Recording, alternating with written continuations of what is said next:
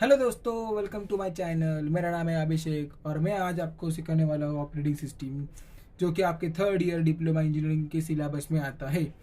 तो इस वीडियो में मैं आपको इस सब्जेक्ट के बारे में सब कुछ बताने वाला हूँ। सारे चैप्टर्स, उनके नाम्स एंड उनका वेटेज, कितने मार्क्स के लिए एग्ज़ाम में आते हैं। तो बने रहिए वीडियो के आखिर तक और देखते रहिए इस वीडियो को। चलिए शुरू करते हैं। तो ये सब्जेक्ट में आपको टोटल 6 चैप्टर है। हम इस वीडियो में वन बाय वन सबको देखने वाले हैं। तो हम स्टार्ट करते हैं फर्स्ट चैप्टर से, जो कि है ओवरव्यू ऑफ ऑपरेटिंग सिस्टम। तो देखते इस चैप्टर में क्या है। तो दोस्तों, इस चैप्टर का फर्स्ट टॉपिक है हमारा operating system. So what is operating system? So definition को देखा जाए तो N operating system is an interface between the user and the hardware of the computer. An operating system is a program that controls the execution of application programs and act as an interface between the user of the computer system और computer hardware. तो देखते हैं हम इसको graphical representation में कि कैसे क्या होता है और क्या होता है ऑपरेटिंग सिस्टम। तो दोस्तों, ऑपरेटिंग सिस्टम मतलब जैसे कि यहाँ मान लो कि आप यहाँ पर ये होता है आपका सीपीयू, जिसको कि हम इस लैंग्वेज में बोला जाता है कर्नल। तो ये है आपका सीपीयू, यानी कि कंप्यूटर हार्डवेयर, कंप्यूटर सिस्टम, जो भी आप बोलते हो। तो और ये हो आप यूज़र। तो आप इसको डायरेक्ट एक्सेस नहीं कर सकते। अगर आपको इसको एक्सेस करना है, अगर आपको इसका यूज़ करना है, तो बीच में कुछ मीडियम होना चाहिए। तो उसी मीडियम को बोलते हैं हम ऑपरेटिंग सिस्टम। तो एक अभी ये होता कैसे है, अभी ये ऑपरेटिंग सिस्टम जो आपको भी दिखती है और इसको भी दिखती है। तो इसी के लिए इसके अंदर और भी 2 मोड होते हैं, जिसको हम बोलते हैं यूज़र मोड और कर्नल मोड। वो बाद में देखेंगे हम लोग। पहले देखते कि ये ऑपरेटिंग सिस्टम। तो जैसे कि अगर आपको ये हार्डवेयर का, ये जो कंप्यूटर हार्डवेयर है यानी कि सीपीयू, इसमें एक हार्ड डिस्क है जिसको आपको यूज़ करना है, उसमें कुछ डेटा इंसर्ट करना है, स्टोर करना है। तो आप डायरेक्ट नहीं कर सकते, इसके लिए आप ऑपरेटिंग सिस्टम की हेल्प कर सकते हो। और इसी तरह आप बहुत सारे काम ऑपरेटिंग सिस्टम की हेल्प से कर सकते हो। सो आगे जाके इसमें 6 से 7 टाइप है ऑपरेटिंग सिस्टम के टाइप्स, हम आपको आगे जाके देखने वाले वैसे भी। तो फिलहाल आपको समझ में आ गया कि ऑपरेटिंग सिस्टम क्या है। ये दोनों के बीच में एक एज ए इंटरफेस काम करता है, या फिर आप इसको ब्रिज भी बोल सकते हैं। इन दोनों के बीच में एक ये ब्रिज है ऑपरेटिंग सिस्टम। तो इसी तरह ऑपरेटिंग सिस्टम, तो ये है होती है ऑपरेटिंग सिस्टम। और आपको कुछ थोड़ा बहुत आइडिया आ गया होगा कि क्या होता है ऑपरेटिंग सिस्टम, कैसे काम करती है। तो ठीक है, अभी हम अगले टॉपिक में हम देखने वाले कि ये जो मैंने आपको बोला कि जो इसमें 7 से 8 टाइप से ऑपरेटिंग सिस्टम, तो वन बाय वन हम वो टाइप को देखने वाले। तो बने रहे वीडियो के आखिर तक। तो बेसिकली ऑपरेटिंग सिस्टम के ये 7 से 8 टाइप्स मैंने यहाँ पर लिख दिए, जो कि आपके सिलेबस में आते हैं। तो हम एक एक करके टाइप्स को देखते हैं।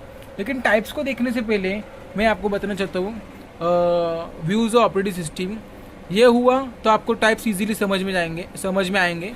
तो पहले हम देखते हैं कि इसमें 2 टाइप्स के यूज़ है, user view and system view. तो बेसिकली यूज़र व्यू और सिस्टम व्यू होता क्या है, मैं अभी आपको बताता हूँ। तो फॉर एग्जांपल जैसे कि अभी पहले देखते हैं कि व्यू का मतलब क्या होता है। तो फॉर एग्जांपल मान लो कि ये एक 50 माले की बिल्डिंग है, ठीक है। तो अगर एक बंदा यहाँ पर है, अगर मान लो यहाँ पे, ठीक है, और यहाँ पर एक ऐसे कुछ ऐसे फॉर एग्जांपल ऐसे सी मान लो, सी यहाँ पर है सी, ठीक है, ये सी है और ये बिल्डिंग है 50 फ्लोर की।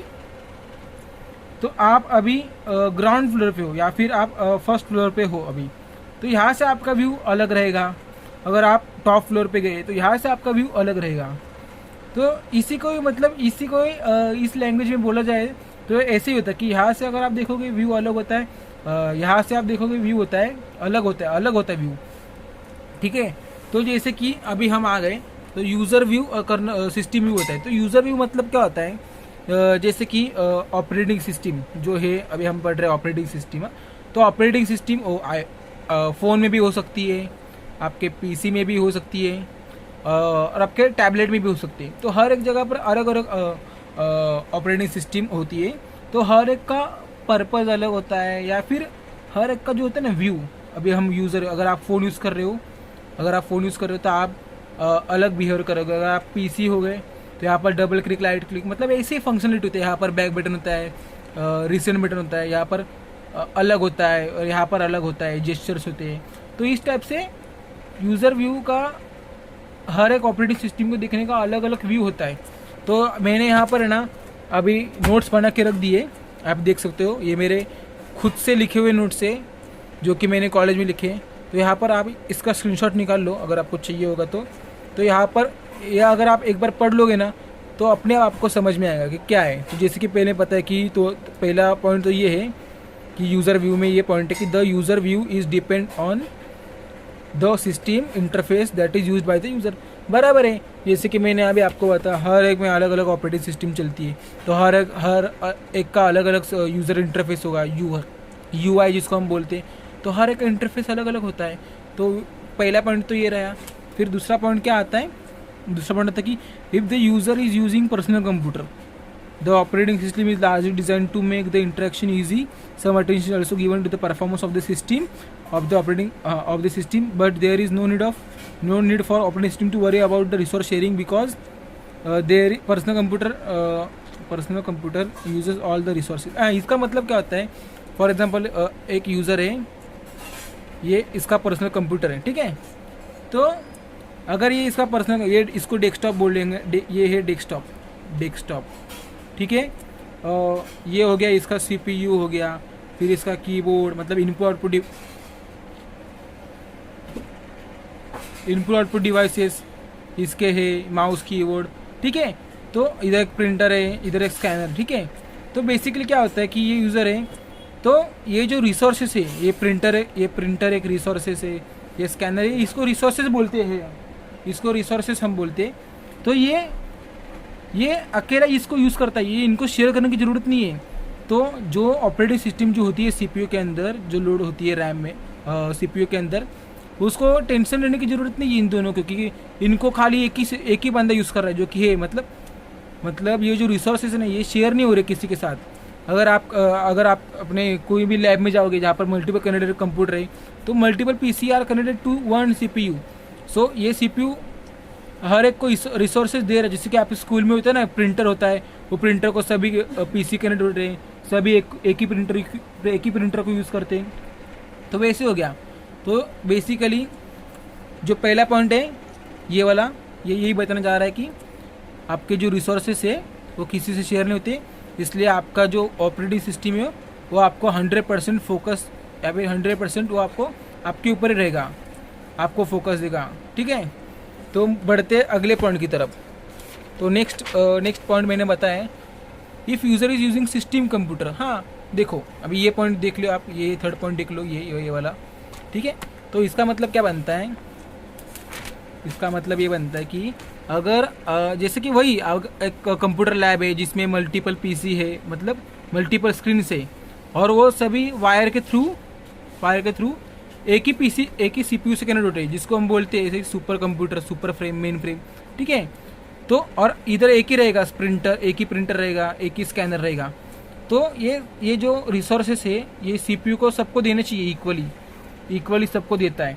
तो वो मेरा पॉइंट ये जस्टिफाई करता है कि ये वाला पॉइंट, ये if the user is using system that connected to the mainframe or mini computer, the operating system is largely concerned with resource utilization। मतलब रिसोर्स का 100% यूटिलाइजेशन होना चाहिए। ये जो रिसोर्स है ये सबको बराबर मिलने चाहिए कि नहीं, ये देखता है ऑपरेटिंग सिस्टम, बस, और कुछ नहीं देखता, ठीक है। और लास्ट पॉइंट है यूज़र व्यू का, if the user is using handheld computer such as mobile, then the operating system handles. मतलब अगर आपका, जैसे मैंने यहाँ पर बता दिया कि ये मोबाइल भी हो सकता है, PC भी हो सकता है, लैपटॉप भी हो सकता है। तो अगर मोबाइल यूज़ कर रहे हैं तो आपका जो ऑपरेटिंग सिस्टम है वो खाली आपके ऑपरेशंस परफॉर्म करने में हेल्प करेगा, और आपको आपका बैटरी लाइफ होता है ना मोबाइल का, वो भी इम्प्रूव करेगा ऑपरेटिंग सिस्टम। तो इसी को बोलते। तो ये हुआ ऑपरेटिंग सिस्टम का first type, user view. User के अलग अलग व्यू होते हैं अलग अलग जगह पर। तो अगले टॉपिक में हम देखते हैं सिस्टम व्यू, जो कि अगर आपको ये समझ में आएगा तो इसका अपोजिट में ये है सिस्टम व्यू। जैसे कि यूज़र व्यू मतलब ये कैसे इसको देखता है, इसको। तो सिस्टम व्यू में ये कैसे इसको दिखता है, ये किसको ऐसे दिखता है, ये ऐसे दिखता है। ठीक है, बस कुछ नहीं, एकदम सिंपल ही है। तो अगले टॉपिक में हम देखते हैं सिस्टम व्यू। ठीक है, तो जैसे कि अभी हमने लास्ट टॉपिक देखा था यूज़र व्यू, अभी हम देखते हैं सिस्टम व्यू। तो सिस्टम व्यू मतलब सिंपल है। पहले मैं आपको पॉइंट बताता हूँ क्या क्या पॉइंट है। तो देखो ये 1 2 और ये थर्ड, ये तीसरा पॉइंट है सिस्टम व्यू का। ठीक है, तो सिस्टम व्यू मतलब सिस्टम व्यू क्या होता है एक्चुअली में, ये जो लिखा है आप पढ़ लेना। ठीक है, मैं वापस नहीं पढ़ता हूँ। सिस्टम व्यू मतलब क्या होता है कि ये तो यूज़र व्यू का है। ठीक है, तो सिस्टम व्यू मतलब क्या, ये जो आपका CPU है, ठीक है, ये आप, मेरा हैंड राइटिंग ड्राइंग बराबर नहीं, हाँ, तो ये जो आपका CPU है, ठीक है, इसमें हार्ड डिस्क है, रैम है, और बहुत सारे कंपोनेंट्स हैं। ठीक है, तो ये है आपका CPU। तो अगर फॉर एग्जाम्पल मान लो कि आप एक लैब में हो, वहाँ पर मल्टीपल पीसी ये CPU से कनेक्टेड है, CPU से ये ठीक है। तो CPU का काम है कि ये जो उसके जो कंपोनेंट्स हैं ना, वो हर एक को बराबर मिलने चाहिए कि नहीं, मिल रहे कि नहीं, सबको इक्वली डिस्ट्रीब्यूटेड हो रहा है कि नहीं। अभी इसके पास एक स्कैनर भी है और एक प्रिंटर भी है और ऐसे 2-3 है, चलो। तो उसका काम है, CPU का काम है कि ये सबको इक्वली मिल रहा है कि नहीं, सबको इक्वली डिस्ट्रीब्यूट हो रहा है कि नहीं। तो सिस्टम व्यू का यही अर्थ होता है कि CPU ध्यान रखे कि उसके जो भी कंपोनेंट्स है, जो भी रिसोर्सेस कहते हैं हम इसको, इनको ये जो रिसोर्सेस है, ये हर एक को इक्वली डिस्ट्रीब्यूटेड हो रहे हैं कि नहीं। बस इतना ही है सिस्टम, और कुछ नहीं है। बाकी आप पॉइंट देख लीजिए, ये पॉइंट है इसके यहाँ पर साफ अगर आप एक बार पढ़ोगे तो आपको याद रहेगा कि मैं क्या बोलने जा रहा हूँ। ये देखो, ये पॉइंट्स हैं, ये देखो, ये सारे पॉइंट हैं। अभी यहाँ पर एक आया है point, an operating system can be also consider as a program running at all times background. ठीक है, हैंडलिंग कर्नल, हाँ। तो बेसिकली कर्नल, अभी कर्नल जो की वर्ड है जो पहले सुना है हमने, तो कर्नल मतलब क्या होता है, अगर आप अपने स्क्रीन पे हो पीसी में, हाँ, और अपने एक इंस्टॉलिंग में डाल दिए सॉफ्टवेयर, हाँ, वो इंस्टॉल हो रहा है, तो आप उसको मिनिमाइज़ करते हो तो नीचे आता है वो, और आप दूसरा कोई काम कर रहे हो, फॉर एग्जांपल PPT बना रहे हो कुछ, तो बैकग्राउंड में चल रहा है ना वो, तो चल रहा है मतलब उसी को बोलते कर्नल। जो एप्लीकेशन बैकग्राउंड में रन करता है वो कर्नल करता है। कर्नल मतलब आपका ये kernel is nothing but computer hardware, ये इसका पार्ट हुआ कर्नल मतलब। ठीक है, तो अभी हमने आज के वीडियो में देखा है, ये देखा व्यूज़ ऑफ ऑपरेटिंग सिस्टम, जिसमें 2 है, user view, kernel, system view. तो बेसिकली आज हमने कवर किया है व्हाट इज़ ऑपरेटिंग सिस्टम। ठीक है, एंड उसके अंदर जो 2 व्यूज़ हैं, ये user view and system view. तो अगला टॉपिक में आपको एक्सप्लेन करने जा रहे वाला हूँ, ये अगला टॉपिक में हम ये देखने वाले ऑपरेटिंग सिस्टम के जो 8 टाइप्स है ना, हर एक टाइप का अलग अलग वीडियो बनने वाला है अगले टॉपिक में। तो बने रहिए इस वीडियो में। तो ये वीडियो तो अभी ख़त्म होने वाला है। तो ठीक है, ये ऑपरेटिंग सिस्टम के जो 8 टाइप्स है, ये सबसे सारे टाइप्स इजी मैं आपको एकदम सिंपल लैंग्वेज में बता दूंगा, कोई टेंशन नहीं है। तो सब सारे टाइप करने की आपको ज़रूरत नहीं है, बस याद में होना चाहिए कि इसका क्या मतलब है, इसका क्या मतलब है। आपको एग्जाम में तो ये इंपॉर्टेंट है, ये तो आता है एग्जाम में। एंड्रॉयड का भी आता है, ये देखो, ये वाला भी आता है, ये वाला भी आता है, ये वाला भी आता है, ये वाला भी आता है। ठीक है, तो अगले वीडियो में ये सब हम देखेंगे, एक एक करके देखेंगे। ठीक है, चलो, thank you, thanks for watching.